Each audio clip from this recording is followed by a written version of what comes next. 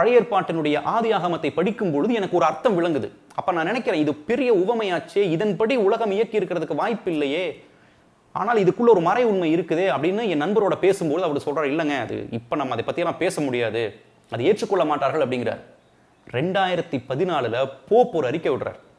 இன்னும் கடவுளை நீங்க ஒரு மந்திரக்கார மாதிரி, மெஜிஷியன் மாதிரி அவர் மனிதரை படைத்தாருங்கிறதெல்லாம் நம்பிக்கிட்டு இருக்க கூடாது.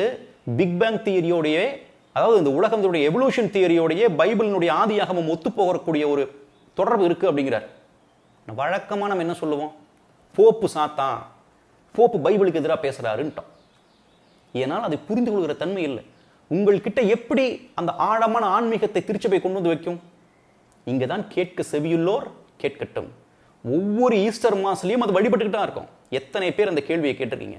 அதை கேட்டிருந்தீங்கன்னா அந்த ஆதியாகமத்தில் நடந்த நிகழ்வுகள் இருக்கிற மிகப்பெரிய அற்புதம், இந்த மிகப்பெரிய மறை உண்மை உங்களுக்கு விளங்கி இருக்கும்.